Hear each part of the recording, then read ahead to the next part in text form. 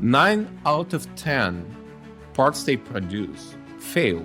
They spend between $20,000 to $250,000 per part to produce it. If something doesn't work fundamentally, we just pull back, regroup, and do something else.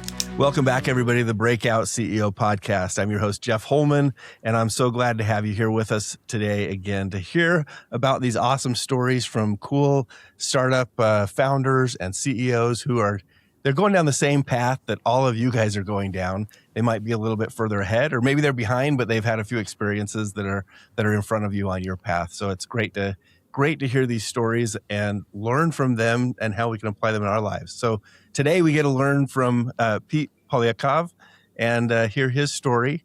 Pete, welcome to the show. Thank you for having me today. Yeah, very, very glad to have you. And as we were doing some questions before the show, I was trying to figure out what your background is. I love the background there. It's very cool. Thank you so much. I was born in USSR.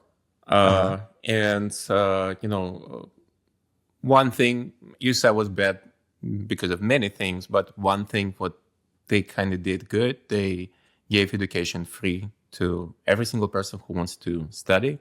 Yeah. So I got a little experience in architecture, film, and philosophy, and then applied this knowledge, through my life. I love it. Probably played into your business today. You're running at least one business, maybe two, right? You're running Mods Nation, and you're running Arvion. Yes, you're right. Yeah. Second one is accidental one, but it just happened. Well, tell us what each are, and then explain to us what you mean by accidental. Well, a few years ago, I went to SEMA to just understand what is going on in the professional industry. And later on, I realized one thing you should do when you go into such places, you need to have a car at the booth. So people would walk by, look at the car and say, oh, my goodness, it's such an amazing car. And that's a great moment to start a conversation about because SEMA is the car show, right? Like that's where absolutely for those who haven't been, I have not been, but I've heard of it. And you're going to a car show, you're seeing everything about cars, right? Absolutely. And every man a little bit a kid. So, everyone goes to look for the cars, everyone. And when I realized that, I said, well, we definitely need some car at the booth. And because my background in architecture, I said, well, I definitely can design a car, because usually architects, they design buildings and they make a lot of money, or they design super yachts and they make no less amount of money. I never built anything except a shed in the backyard. Yeah. And so, nobody invited me to do super yachts. So I said, I can make a car, that's for sure. I did that, and just to support mods. And what happened at the booth, people start to come in and they start to ask me questions, who manufactured that? And that's kind of different question from who designed that, who's behind that build. Yeah. Actually, they thought it's manufactured car.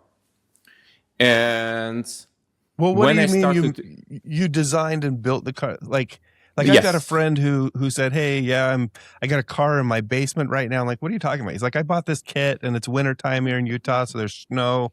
So I put it in my basement and I'm going to, build it in pieces and take it out. So he built a kit car. What do you mean that you made a car? Right.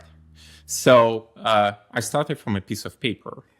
I said, well, any proper design and what philosophy and architecture a little bit teach you, and it's a little bit easier to understand when you in such areas. Architect does not design a wall or a door handle without designing buildings. So you need to zoom out a little bit. Okay.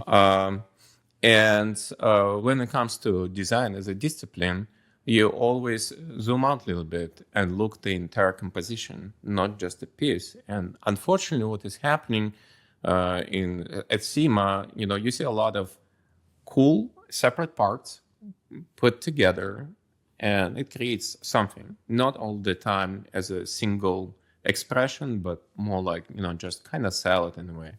Okay. And I didn't want to do that. Exactly. And I didn't want to do that because I said, well, I definitely need to design something that will attract people to stop by. And I compete with the amazing custom shops. So, and I said, I need to design something fundamental, which I did. I designed it on a piece of paper. I learned how to build cars. I learned how to weld and many other things. So I sculpted the car first, like literally from clay. I designed it. I sculpted from scratch, then created the body parts, then put it together. And my team was helping me along the way. Yeah. And we learned a lot about that. But it was just a fun project. It never was, like custom shop situation. But this was not just was this just a model that you would bring in and set there, or was this an actual functioning car? Absolutely fully functional car, yes. It was based off Porsche 911. It was based off Porsche 911, but the entirely different design. Wow, that's quite the undertaking. So you're at the booth. What was the company there that you were representing at the booth? And you said, hey, I gotta have a car, not just any car. I'm gonna make my own car, bring it in. We were running with Mods Nation. And that's the company what helps people to look at modifications in 3D before you actually spend money. Okay. And the concept of that car is coming out of my own frustration. I'm on the driveway. I saved some money a few years ago, and I'm trying to fit the body kit on my old BMW. Okay. And it did not fit, and it didn't look anything like on the pictures I bought it from. And I think my wife walked outside. She looked at that and she said, well, congratulations, family money spent well. Oh. And I think it kind of hurt. And at that night, I kind of like walked back and, look at all of that. And I said, well, what if next body kit I will buy, what if I'll model it in 3D? Mm-hmm. And we look at from all the sides, right? And it worked. Then a few friends asked me to help them with their projects, and it worked for them as well. And long behold, we actually ended up with the factory, producing these car parts and cars nonstop. So you're a car guy. You're out there. You're buying kit parts or modification parts for your own vehicles, and you're putting them together. And it didn't work out. Your wife gave you maybe a sarcastic comment about the success of that or the value of that for the family.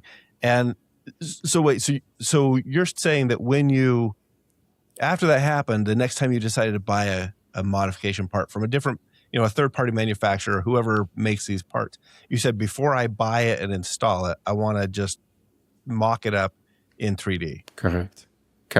So do you just ask the parts manufacturer and say, hey, can I get your files? Or do you build it yourself? What does that mean to mock it up in 3D? I looked at the pictures, and because I have extensive experience in 3D, in the early 2000s, I was making video games. Mm-hmm. By the pictures, I modeled. So I had the car as a foundation, and I modeled those body parts based off their pictures and applied on the car, because all these pictures they photoshopped, and the angle they choose, usually the best possible angle for the picture to be taken, right? Sometimes we see fashion models, and it doesn't really matter what angle you take a picture from, they're always going to look great. You put them in the garbage bag, and they're still going to look great. And that's why they models, right? And the same thing with the good car body parts. If they designed really well, that absolutely doesn't matter from what angle you look at them. They're still going to look great. But unfortunately, it doesn't happen all the time. I see. So somebody might be making parts that look good from one perspective, but from a different perspective, your wife's going to walk outside and say, well, I can see it from this perspective, but when I look over here, I don't like it as much. Just a quick note about our guests. I host the Breakout CEO podcast to share behind-the-scenes insights from scaling businesses. As an attorney, I see the real challenges leaders face long before success becomes public. But Client stories have to stay confidential. So we invite guest CEOs to share their own moments of struggle and success. I'm so grateful to our guests and my team at Intellectual Strategies for making this show possible. Now, let's get back to the show. It was even worse. She walked to my backyard, and I think it was filled. It was dozens of thousands of dollars laying in the backyard. Body parts, bumpers, something what I took in, it didn't like. And unfortunately, there was absolutely no point to sell it because you would lose about 70% of the price. And so she just looked at that pile and she said, "Oh, this thing going or I'm going." And I'm like, well, the problem is a little bit bigger than me, So I said, what's the real problem there? And when I look at that, I said, well, I cannot make a right decision based on these pictures. And then I realized nobody can make a right decision based off just some pictures. Like we probably had this experience and beyond car parts, right? And then I said, well, can 3D help? And that's what I did. And it really worked in my case and in case of my friends. And then later just built in a way bigger thing than I expected. What were you doing up to this point before you had this idea to start either as a hobby or even as a business? Like what? Because I think a lot of people would see that and they'd be like, they'd see the frustration and they'd say, well, that didn't work, but I'm just going to buy another part. I'll fix the part. And they want to get the car done, not necessarily turn the problem into a business. Do you know what I mean? Yeah. Well, when people constantly started to bombard me with these questions, I realized there's something beyond that. I didn't really look at that as a business yet, but I look at these body parts at my backyard, and I said, well, I wasted a lot of money, there and just laying there, and it's not helping anyone. And when I figure out what 3D really helps me to determine if it's good or not, then, it's kind of started to work, but I didn't look at that as a business yet. But when I went to SEMA, it was a kind of weird story. A few years ago, I went to SEMA just to, look at the cars, as you said. But then I said, you know what? Let me go to SEMA and get a booth. And my idea was like, if I will ask, some questions, maybe I will have some useful conversations. And that will help me a little bit, to understand if actually whatever I figure out will help to professional industry at all. Okay. And I got it was pretty much one booth left. And I was sitting between truck driver hats on one side. And another side was, I think it was gift cards for gas stations, something like that. Nobody would go there ever. And what happened, it's just, I couldn't imagine there was an insane crowd surround my little tiny table. First of all, people were trying some parts in the configurator, and they're like, oh, I would buy it. Oh, that's kind of cool. And then what really turned it into business when I start to see manufacturers walking by and see this behavior, what they see on this little tiny screen. Manufacturers, it's usually family business, the entire thing. Like factory owner, it's an uncle. Distributors, it's some son and logistics nephew. Yeah. So it's a family class. And what their usual challenge is, 9 out of 10 parts they produce fail. So they pour that failure into one successful product. But we're talking about they spend between $20,000 to $250,000 per part to produce it and actually, start to try and see if it actually sells. And if they can predict their series of products, how they will perform on a singular level, it's sorcery. It's voodoo. It's just, magic. So Was this your first year with a booth then at SEMA? Yes. And did you have your car there this year, or was that a later year? Oh, no, it was way before that. Okay, so you show up and you're between trucker hats and gift cards for gas stations, and you're drawing a crowd that otherwise wouldn't be in that section of the show. 100%, yes. And it just was empty. And these manufacturers, so these are like aftermarket parts manufacturers are walking by. Correct. Saying, so you're telling me that the business to this point is people are just saying, hey, this type of sports car or this type of off-road vehicle, like let's come up with a part, let's make it, and let's see if people buy it. But they've dumped maybe $250,000 into the design and production for that part. Logistics, yes. Just to see if it's going to just to test selling it. Has there not been a better way for them to test the market in more of like a lean manufacturing, lean startup type of approach, or it's just always been this way that where they're, hey, we make products, and as long as 1 or 2 out of 10 work, then we're okay? Well, this industry very outdated. It's almost like, I think this industry lives almost in the 90s. Okay. And it was more or less the same approach. In some areas, they were trying to put some pictures on Instagrams and so on, but there was never really a signal per item where you can say, well, this thing definitely going to work.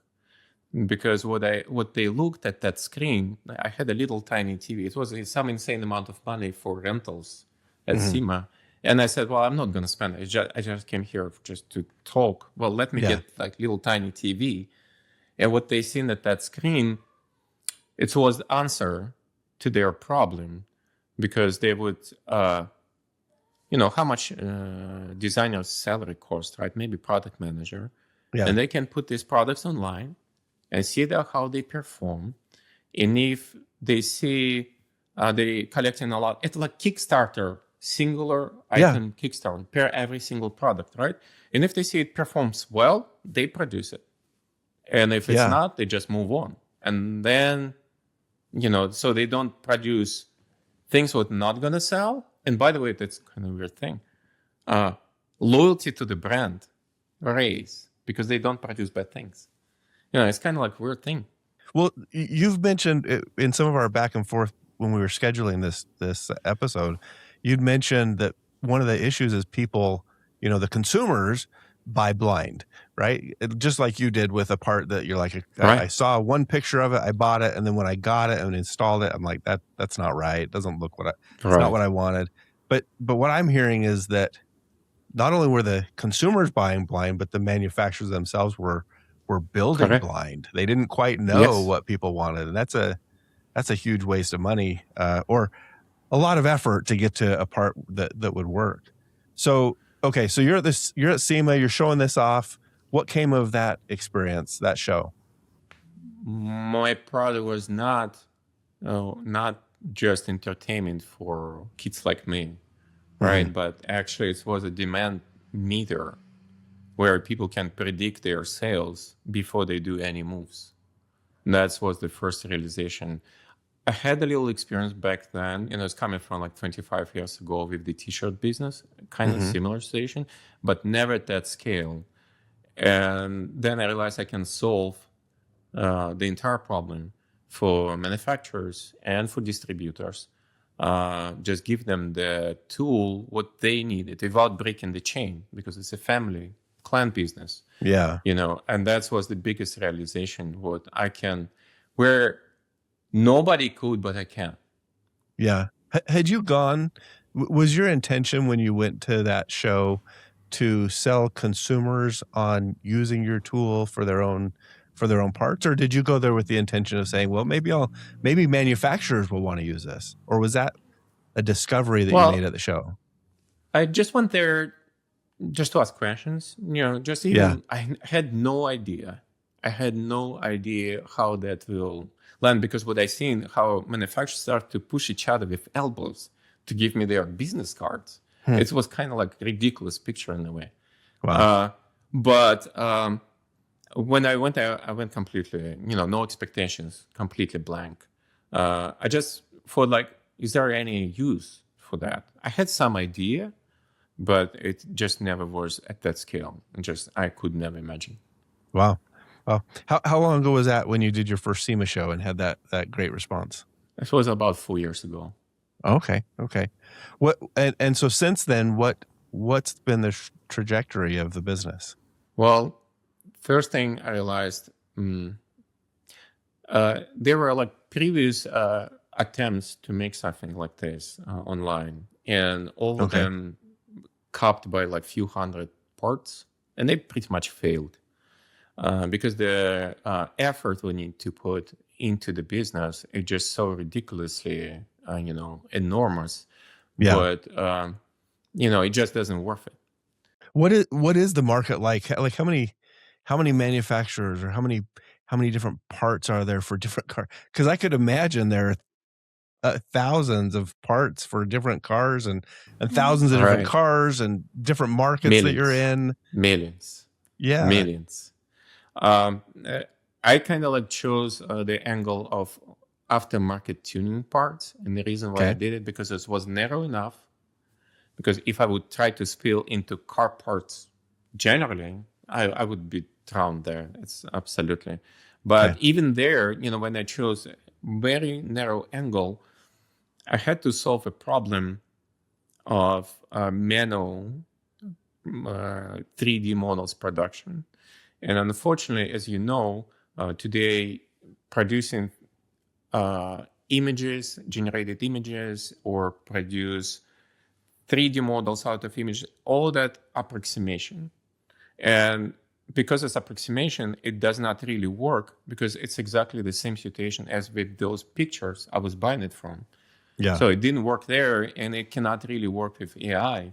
But about 20 years ago, I was solving problems with online video games. How can I have 20,000 users on my server playing in exactly the same time? Yeah. And that was the era when we just came out of floppy disks. And it was kind of different constraint what you had to deal with. And I had to kind of solve conceptual problems on a different level at that time. And 20 years later, I'm dealing with this stuff.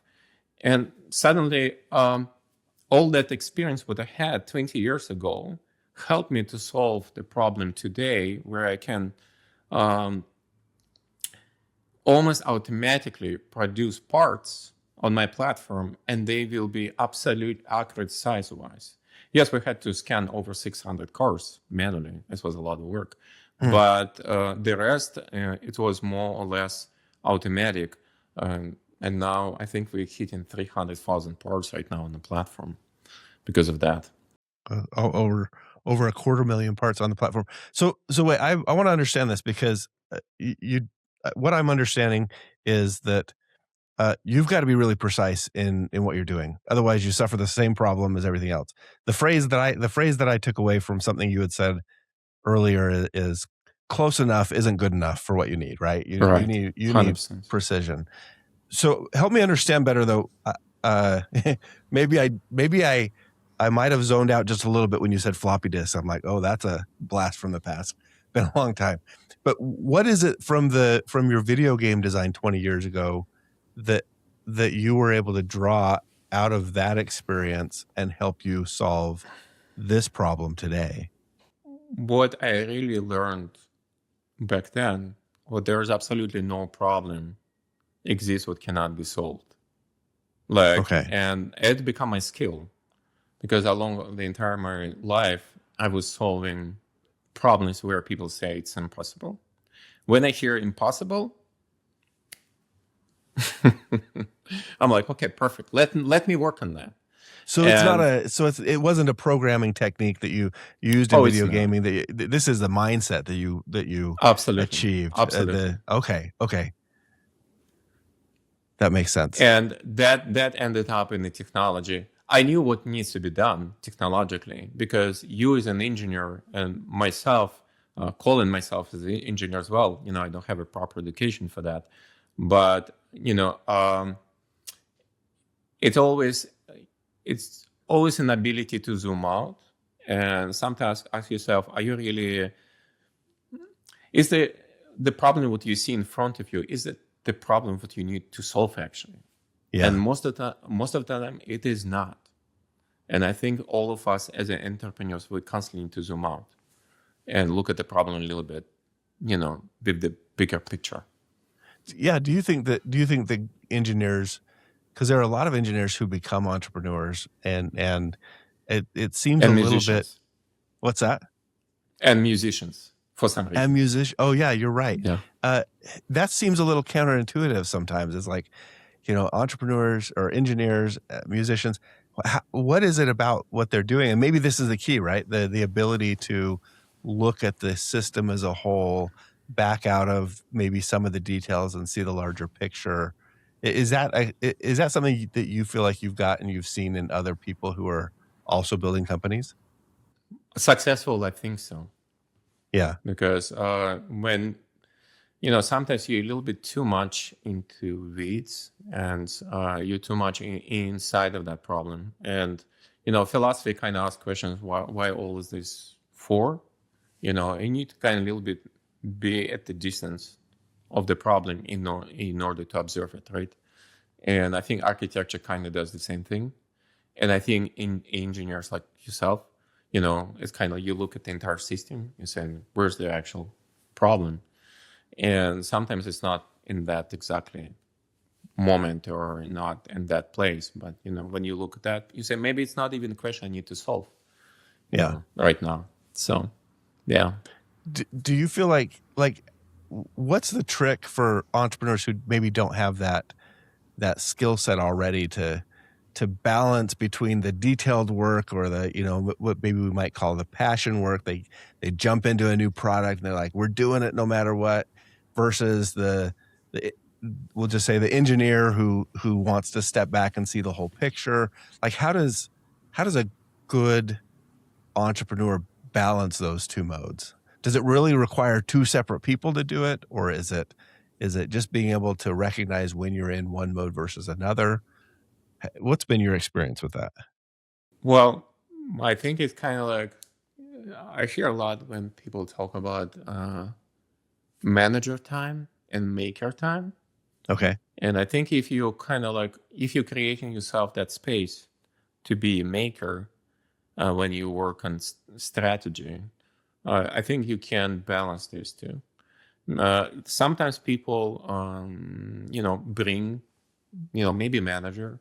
I heard a lot, I don't know if it's true, but I heard a lot when people say, if you will hire CEO for yourself, your business is going to be in a way better place because you do too many things at the same time. But what I found, if you create certain spaces in your schedule just to be a maker, not a manager, then, you kind of can balance these two. And you obviously you should, because when it comes to startups, it's always fire, it's always crisis. And, it's a lot of, until you're in the clouds, there's a lot of manual handling. Otherwise, it just can go sideways in a way. Because nobody will care about your business like you, except yourself. For sure. Well, so with 300,000 parts designed, what does that do for your business? How's your business doing today? What's the size of it? What stage would you say you're at, and kind of what are your next milestones coming up? We kind of spill in more into physical world when it comes to the platform itself. We recently launched, for example, Mods TV. It's pretty much Netflix for cars. Okay. We just launched, car film festival as well. So we're coming out of the entirely digital into more real world. And I think because what we do is it's about car culture generally. It's not just about parts, So there we do a lot of physical work right now. Plus most of us coming from the film industry. So it's kind of natural. And I think it creates deeper roots with the community. Because one of the, I cannot say the brand, you're my guess, but I met one of the executives on the very interesting sport car brand. Everyone knows about that one. And he told me, you know what you're doing right now, you kind of flipping the entire market. And I'm like, why is that? And he told me, he said, you know what, when we sell these extremely expensive sport cars, our business is not about selling cars, it's about actually community. Yeah. Because that's literally our business. We're creating the community. Cars just, the outcome of that. And for the manufacturers, we're just creating the tools to ease their pain, not just as a demand, but create the entire system without breaking the chains, because that's really important. That one thing what I learned immediately when you ask me about what I learned from SEMA, I think that's really important to say. All the manufacturers, not necessarily automotive or not, most of them are family businesses. And you need to understand that when you do your product. So if you're trying to break that chain, you're actually shooting in your own leg. So when I realized that, I said, well, I need to make sure I support that chain, not disrupt it, right? So on the factory side, we're just creating more and more opportunities for them to get the right data. And also a kind of like side effect, because for me, it never was about money. And I said, can I help every single person who wants to do something in the car business, start their own business tomorrow with no money? And I think that's also our platform can do. Because today, if you have just a little bit skills, you can put some idea online and, see how it performs. And if it performs really well, you can come at our platform to the manufacturer and say, well, I have this beautiful part I designed and, it performs really well. How about we will manufacture that? License it out or exactly. Have you seen people doing that within your community where they're coming to you? Yes. Oh, really? Yes. I'm doing it myself.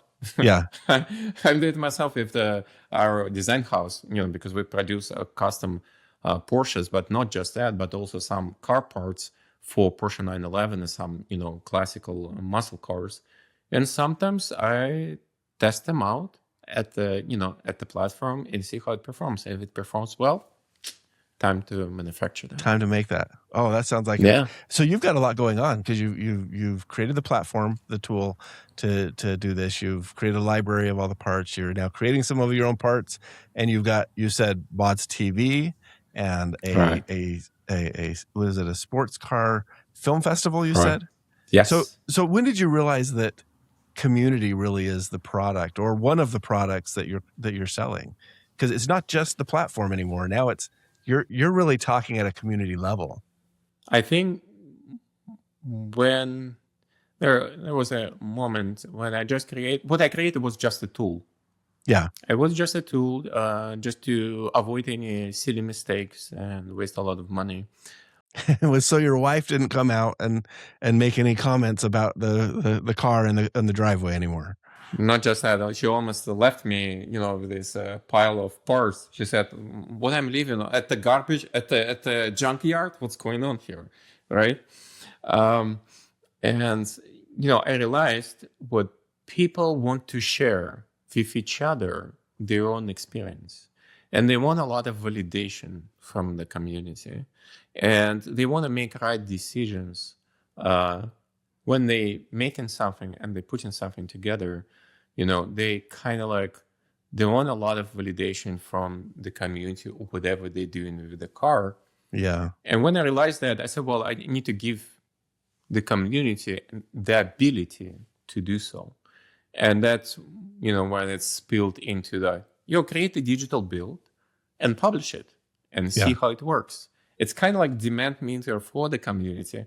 Everyone says, well, it's a great build. I like it. So you're like, let me spend money because everyone will like what I just designed here, right? You didn't design the 3D model, but you just put it together in a way what everyone appreciates that. It's kind of almost like, everyone wants to be part of the family. Then another thing what I realized, most kind of doing that, when you buy a car, and some of us go to some forums or Facebook groups, and they say, "Hey, I just bought a car. Everyone welcome," and so on. You drove it a couple of years, you changed your mind, and you bought another brand. And what you do it back again. You're like, "Hey, I'm here with the new car," right? Then I said, well, at our audience, why it should be like that? Because at the end of the day, the only really difference, within our community, did you do something to your car? Maybe you just put a little tiny sticker on your car. It's already modification, right? So you don't need to change the high school, in the middle of the year and just meet the strangers. There's no strangers. It's people you can be along the way the entire your life if you want to. So that started to put the roots, where the community, that's the only thing. And I think kind of in a way I was building all my life, because video games, at the scale of millions of users, it is actually communities. And, from my experience, I think 6 people got married on some video game I built in really? real life. Yes. And you know what? I realized at that moment, I grew up in a big family, and it has positive and negative effects at the same time. The positive effect, you don't need friends because you have so many siblings. Yeah. It's just, you will never ever have so many friends as you have your siblings. But how many siblings did you have, by the way? a lot, more than 10. More than 10. Oh, okay. I thought I come from 7 siblings, and I thought that was big, but you got me beat. So well, we're on the same page. Yeah. And then the downside, as you and me know, everyone grows up and they get in their own families and their own kids, and you kind of not like alone, but you kind of like, you're not It's a surrounded shift. by that noise. Exactly. And you know what I realized? Subconsciously, I was trying to recreate that family. Doesn't matter. Like, this is probably I built like employee-owned companies all my life. Yeah. And this is why I look at the communities. Like, to be honest, video games 20 years ago, we were making enormous amount of money. We had enormous amount of users. But if you ask me today, what do I remember from that time? The only thing I really remember was these 6 people got married with each other in real life. And whatever I did back then changed the life of those 6 people, hopefully for good. Yes. Yeah. So, and I think here's kind of again when, for me, it's almost like a family in a way. I'm trying to rebuild family. I just thought about that. I thought about our, podcast today. And when I thought about it, I came to that conclusion, what exactly I'm doing. I literally rebuilding my family again and again. It doesn't work, but I love this. It's a different layer to the conversation that I didn't realize we were going to be talking about today. You had mentioned community, but I guess I didn't understand the kind of the impact of it. Do you think this is what draws you to the aftermarket car modification, to that community? Because it's kind of I won't say that I'm a part of it, because I have never done many modifications to any of my vehicles, although I do like vehicles, especially fast ones. But but do you like the car community? I watch friends and they go to car shows and they're like drive their cars, 100 miles down the freeway just to be in a well, I don't even know what you'd call it, to go out on a Saturday drive together and to be a part of a community, or like, and when you start to think, and I've dealt with innovators and creative people my entire professional career, helping inventors, patent stuff specifically a lot. And I think, well, you've got this community that loves cars. Their lives kind of are centralized around the freedom that the cars give them. But then the added aspect is they're creators too, right? They're not just buying and driving, they're buying and creating the vehicle or the environment or the, maybe the trophy that they want to show their friends. They're creators in addition to enthusiasts. And that adds, I think, a whole added level to the aspect of community. You're right. It's a self-expression in a way. Yeah. If you'll think about that. Yeah, you're absolutely right. Well, I want to bring this back because I don't know if I want to hear what happened, because we started off talking about how you, the second or third year, whenever it was that you went to SEMA, or you actually made a car and took it to SEMA with you, something Right. you didn't have the first time you showed up, but still had a lot of success. How was that different? The year that you took your vehicle and people are saying, "Who's the manufacturer?" First, we almost killed ourselves on the way from Florida to Vegas many, many times because we never drove any trailers or anything. We met deers and different animals. It was kind of terrifying experience. In the car that you built. Oh no, I bought at that time. I bought a vehicle to pull and the trailer, and we loaded. All of us went together. I think my wife was, we were trying to finish it right before SEMA. And it's never enough time to do these things. And I think I didn't sleep like 5 days before SEMA, like literally didn't sleep. And then I sat down at that giant truck and I'm driving. I think my wife, some of my friends already dead, laying on a bench. And I think I drove 30 minutes and I said, wife, if I'll drive any further, I think I will fall asleep, all of us will die. Yeah. And she's like, let me take the wheel. She's a very tiny person, but, she just jumped in. And I think I woke up somewhere in Texas, and it was like for 12 hours she drove nonstop. And I think when I woke up, what I see, it's absolutely night. I don't know where I am. Our gas almost zero. And I think we have a deer in front of us. And the giant truck on the left. And I think we like flying to the right side. She's flying to the right side. The giant truck, luckily didn't kick us. Otherwise we would die. Giant jumps to the left. And with the giant truck, I don't know how did he stop. And we cannot even stop because if we will stop, someone will hit us behind us. So I think we stopped half mile away. And then we had to walk back just to make sure the guy who was driving the truck was alive and totally fine. But luckily, deer survived. The truck driver also was all right. Even his car didn't get hurt. But yeah, it was quite an experience. But when we went there, I just didn't expect that much attention. I felt like, okay, well, everyone going to take pictures. This was the expectation. Everyone going to take a picture. Just fit in. Yeah. Everybody else has cars. It'll just... Yeah, everyone takes pictures. Maybe we'll end it up, my top goal was like, if we ended up on some podcast with some car enthusiast, that would be super cool. Yeah. But it was kind of like, not for business purpose, just for fun purposes. And and just when we went there, when people start to ask who manufactured that, we kind of got a little bit in confusion what to do. Then we got at that night, because the SEMA goes like 3-4 days. Mm-hmm. We got back to the hotel that night. And I said, guys, we need to create a brand right now, not tomorrow, right now. And until we're done, we should not even get up. So we sat on our computers, and we had such a terrible hotel. It just was. But that hotel had a printer. So we figured out the name within probably 1 hour. We figured out the name. Then we made the website. And I think it was 5:00 in the morning, we're like, all right, we have a name, we have a website landing page. We have some pictures there. Let's print out, because we didn't have any logotype. So we went to the lobby.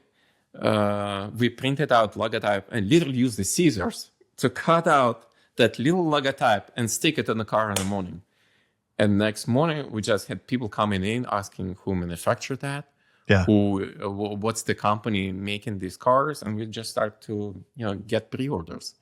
And that's how it happened. Kind of crazy, but pre-orders for the for so you built this as like a display car and took it there, and now people want to order it. Yeah. So did you actually sell cars? Did you actually end up making? Yes. Oh my gosh, so much to this story, Pete.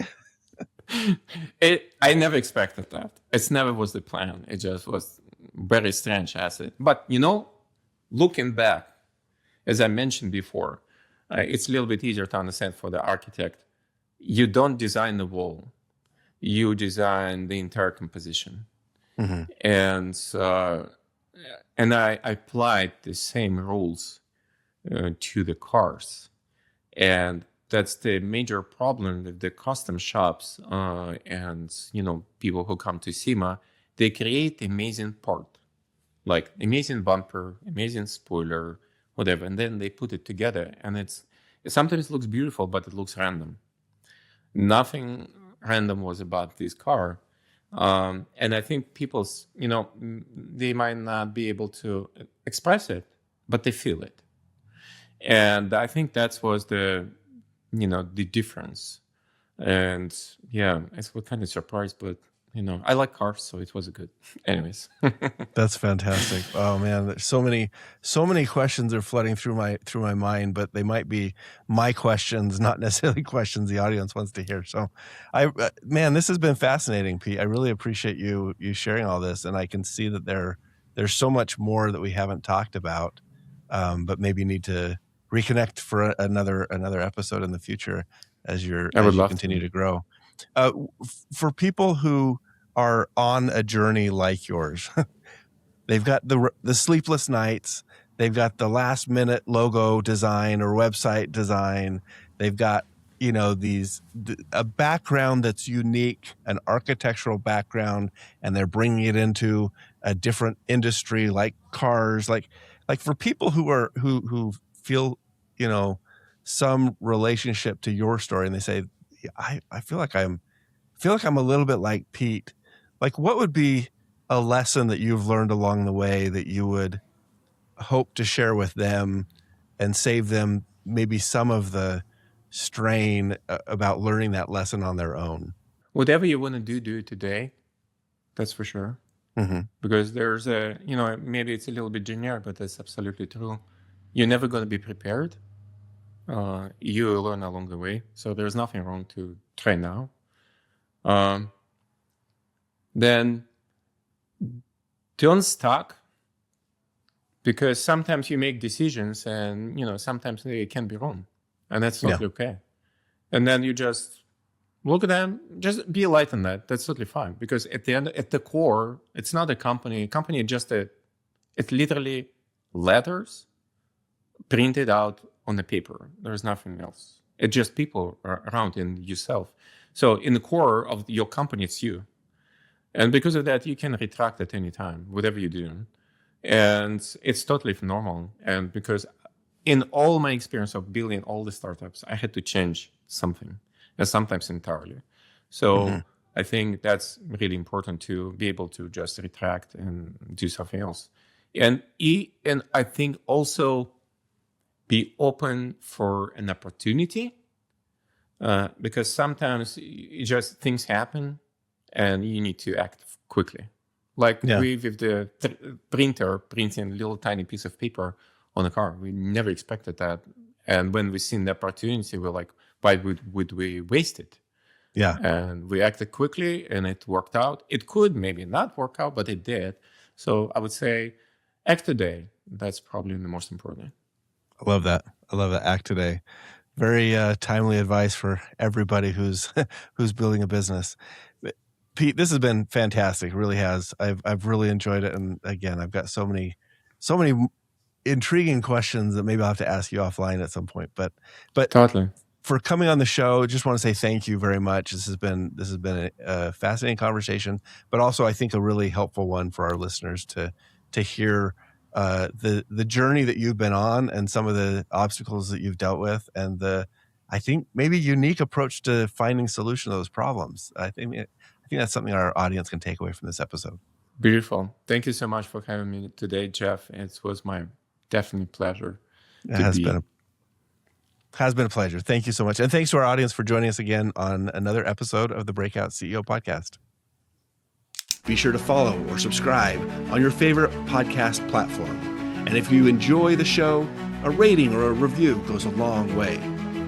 Our mission is to promote the stories of breakout CEOs in scaling SaaS, e-commerce, and tech companies to equip peer CEOs with valuable perspectives and confidence. Thanks again for joining us on this episode of The Breakout CEO. I'm Jeff Holman, and I'll see you next time.